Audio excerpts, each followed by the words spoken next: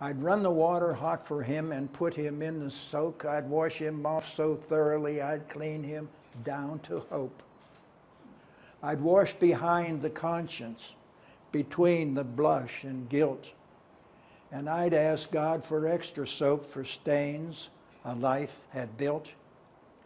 And when my soul was clean and rinsed and toweled and dried, I'd baptize him with lotion before I put him back inside. I'd revel in my cleanliness until I saw the water in the tub and vow to wash my life more often so there'd be less need to scrub. Everybody here during the year has a birthday. I call this next one the Birthday Beatitudes. Blessed are they who can take life in stride, who can smile when the big day is here.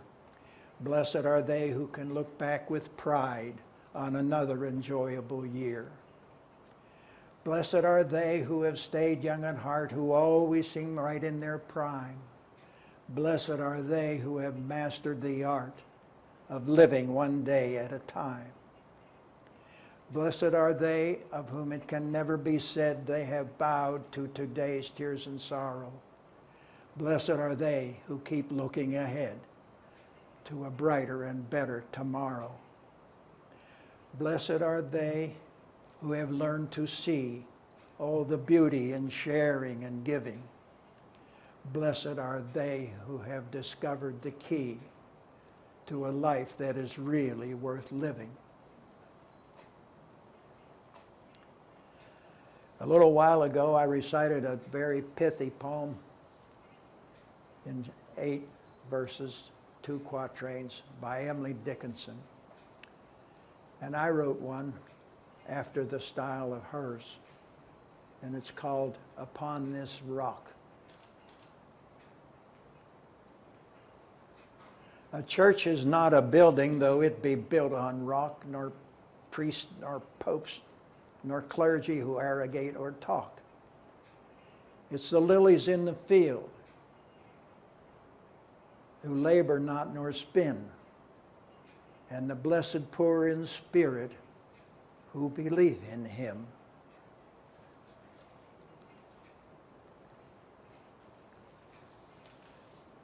We're going to look at the natural world a little bit. The first one on the list there is the red-tailed hawk.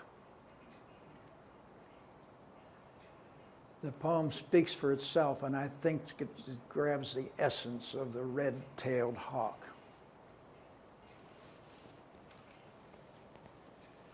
As if high atop circular stairs, the stern and arrogant red-tailed hawk with nonchalance and deadly glares looks down on them that gawk.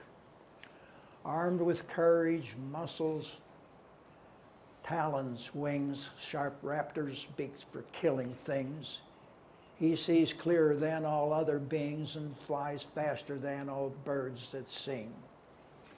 He saunters down on treads of air, held up by risers that are not there.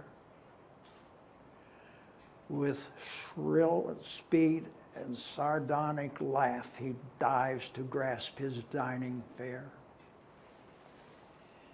Is he terrorist, robber, killer, king, predator, made to dominate, or a well-designed natural thing, making sure he will perpetuate red tails that care not if they don't sing? Along those same lines is the dragonfly. Your iridescent, filmy wings are translucent, veiled, flimsy things, pastel-veined to give them lift, a rib or two to make them stiff. You skim and swirl and stop to hover. From sun to shade, you dart for cover, the flying dancer of this world, wings outstretched, not curled or furled. Beware the snare for your surprise, though you have speed and compound eyes, the spider deals in filmy things that render useless flimsy wings.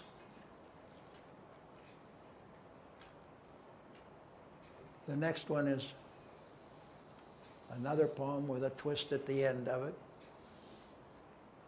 and it is the unusual stingray. One time when I was at an aquarium in Florida, there was a basin there which was almost as big as our swimming pool, but it was only about 3 feet deep instead of 4. And there were a number of stingray in that thing, and I was amazed to see that they would run over to the guests and pick up the morsels that would dive right up as though they were little puppy dogs. My first introduction to a stingray was when I was in the Navy off the coast of Florida, riding in a torpedo retriever. I was the one that would go out and retrieve the practice torpedoes dropped by the torpedo bombers in practice off the coast of Florida and near the Jacksonville Air Force Base, which was a Navy installation. This is called stingray. The birds of the oceans are raised, they fly over gardens of coral, where bubbles are clouds and currents are breezes in a piscatorial world. They fly over beds of anemone, those wildflowers of the deep, where we have discovered their oceans are our skies through divers photography.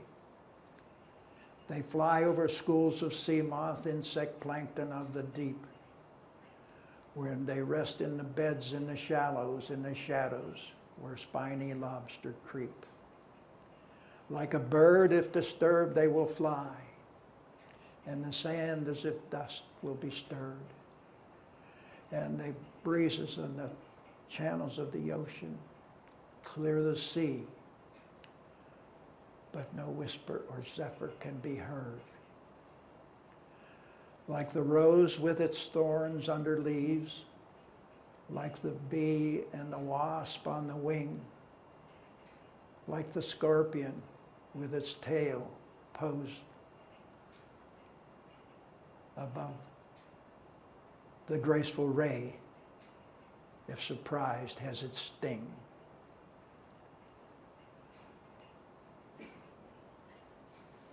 The irony of life is surprise, a lesson we learn if we're wise. So when things look the best, beware lest you rest on the trap that will snap with its lies. Once when I was a youngster, probably 8 or 9 years old, I was out near a lily pond near our home. It was a lovely place, a little bit of sun up above and an open place. You could see the sky, 11 o'clock in the morning in July. And I saw 2 butterflies fly by. I never forgot those butterflies. This one is called the butterfly dance. 2 butterflies, partners in a dance, sprightly mixed a waltz with ballet. It was 2 steps and a skip, a pause and a dip, then they'd wing through a nary pirouette. Their choreographer must have been there to remind them they depended on air, for once in a while, with butterfly style, they stopped. They forgot to use wing. They'd slip into a stall, begin a free fall, then together do a butterfly thing. Their wings twice would flutter like a step with a stutter. They'd spiral round each other in a whirl. In a frolic of laughter, the one which came after did his best to stop for a rest, turned off her power to touch down on a flower. I think perhaps 'twas the girl by